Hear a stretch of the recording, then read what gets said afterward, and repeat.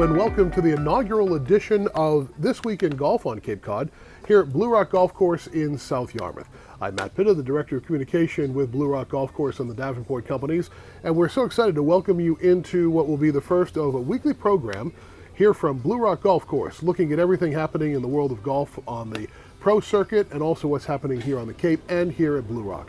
Our co-host every week is going to be our new PGA Pro here at Blue Rock, Nick Wiseman. And Nick, first of all, welcome to Blue Rock. You've been welcomed already, but officially welcome to Blue Rock. We're so glad to have you here now. Thank you very much. It's absolutely my pleasure. This place has always been gorgeous. I grew up here on the Cape, and Blue Rock's always had a wonderful reputation of being very, very well maintained and being a wonderful place to learn.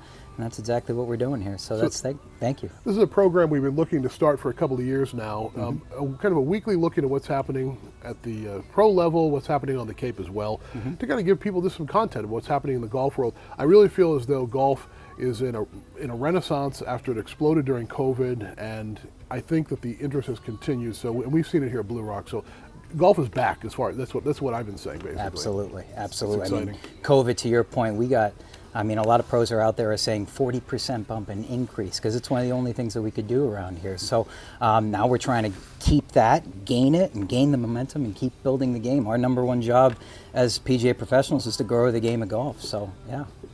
So each week what we're going to do is take a quick look at what happened in the past weekend in golf and also look ahead to what's happening here at Blue Rock. So it's kind of an exciting PGA Tour in the men's side over the weekend. There's a big blow up at the end, and we always see things like that. But at the end of the day, he's kind of a local. Keegan Bradley was able to win in Connecticut. So what happens out there with a big blow up? Tommy Fleetwood couldn't pull it off in the end. What happens in those situations? Yeah, I mean, first and foremost, congratulations to Keegan. Right? I don't believe that's the first time he's won that event. And as a local kid, whether it's from Massachusetts, Connecticut, I'm sure it's a pleasure, and he really liked winning in around his local crowd. But when you're talking about somebody like what Tommy did, is it a question of that same old cliche? Are we hitting one shot at a time? Are we able to get one shot at a time, or is the moment a little bit too big for him? We've worked in the past. I've worked in the past with golf psychologists, basically, of wonderful people like Dr. Debbie Cruz.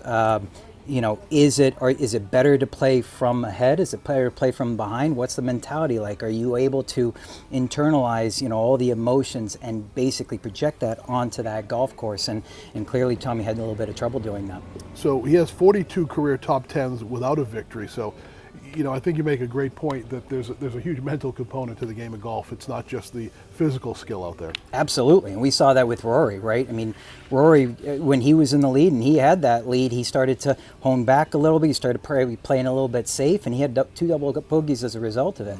But when he feel like he needed to be a little bit more aggressive, I don't know his personality. I've never met him, but boy, it suited him to be going after that putt, be going after that hit, that shot, and the contact was pretty good when he did that. So again, is it better to play from behind? Is it better to play with the lead? What's the mentality like when you have the lead, when you are playing from behind, when you're being a little bit more of the aggressor? I think more people would want to play from behind, but everybody's a little bit different. Over on the LPGA side this weekend, Dallas resident Minjee Lee captured her 3rd career major in the KPMG Women's PGA Championship, 3 shots over Austin Kim. So a big win for her, 29 years old. So really kind of lighting it up right now in the LPGA. Oh, absolutely. And when you're 29, you've got 3 victories on your belt. The sky's the limit at that point, right? Heading into your 30s and starting to get that, not only that experience. What is it like? Same thing with the hockey players in Florida winning. What is it like to be now in the lead? What is it like to have kind of more of the target on your back? And good honor for securing that win.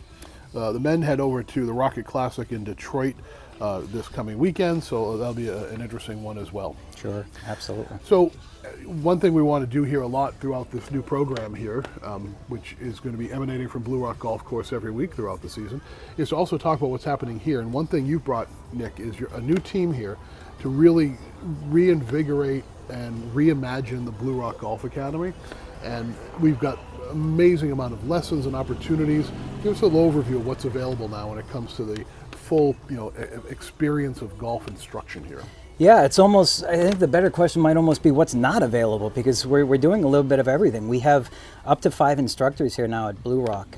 We've completely revamped the back room over here to use a lot of the technology, a lot of new stuff that's available. We are one of very few facilities in Massachusetts that have force plate technology, so we can test out what's the ground force reactions like, how are you creating your stability, how are you creating the peak speeds in your golf swing. We can measure all that stuff.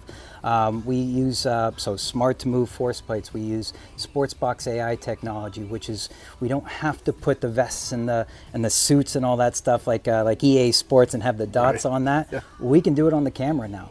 So not only the new technology, but we're doing group clinics. We're trying to introduce a lot of junior programs, the PGA Junior League, ladies clinics every single day.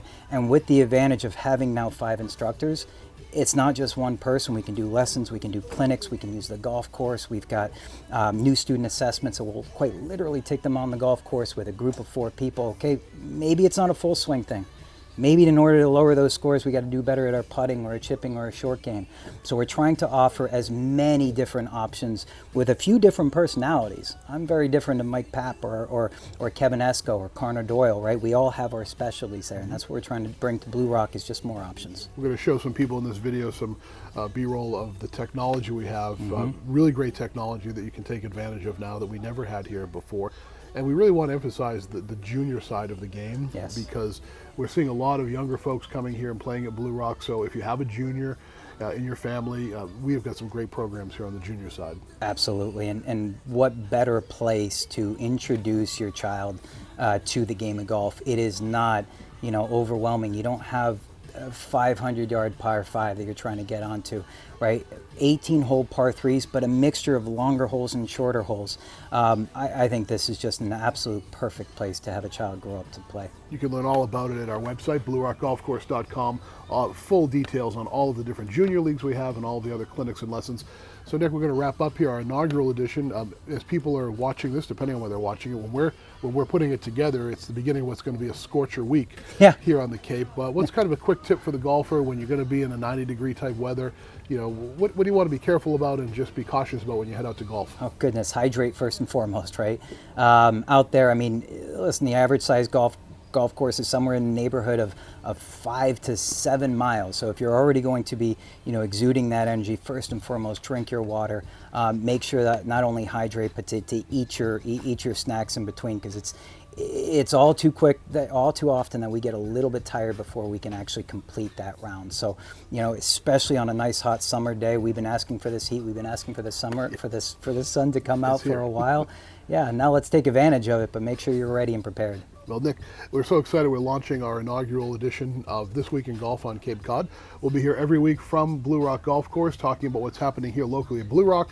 Quick overview of what's happened over the weekend with the pros and also other activities, other leagues that are going on, other tournaments across Cape Cod. So we're excited, Nick. Welcome. Thank you. This is the beginning of what's going to be a great summer out here on the deck. I can't wait. Great. Wonderful. This is This Week in Golf at Blue Rock Golf Course. Nick Wiseman. My name is Matt Pitta. We'll see you next time.